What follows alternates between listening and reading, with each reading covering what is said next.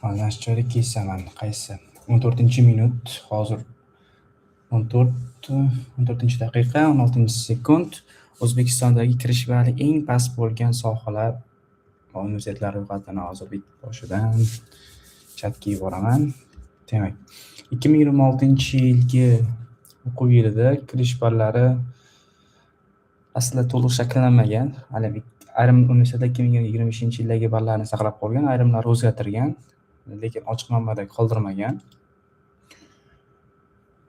Hop, eng kam shu hisobda O'zbekistondagi eng kam kirish balli, eng past kirish balli 56.7 ballni tashkil qilgan. Shuningdek, bu degani maksimal ballning 30% tashkil qilgan. Undan yuqori ball esa 189 ballni tashkil qilgan ekan. Demak, kirish ballari eng past bo'lgan sohalar bu aynan anaga ko'ra qishloq xo'jaligi, texnik sohalar va chekka hududlardagi sirtqi ta'lim yo'nalishlaridagi past darajadagi sohalar.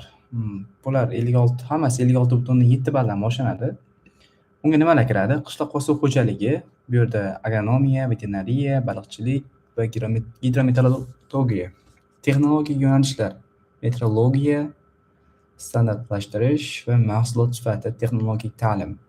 Ijtimoiy sohalar, ijtimoiy ish, mahallabay ishlash tizimi uchun shunaqa yana. Keyin albatta pedagogika, sirtqi va kechki, informatika o'qitish metodikasi, texnologik ta'lim. Endi shuningdek ballar universitetlarning filiali ko'p bo'lsa, mashhur universitetlarning filiallarida ballar kamroq bo'ladi. Misol uchun Toshkent shahar markaziy oliy ta'lim muassasalariga qaraganda viloyat universitetida ballar kamroq. Misol uchun Qoraqalpoq davlat universitetida fizika, metrologiya va boshqa texnik yo'nalishlar kontrakt uchun 56.7 ballni tashkil qilgan.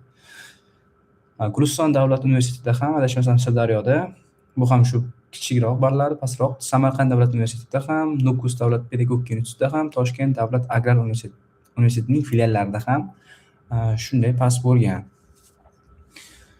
Endi buni kesib ulashamiz.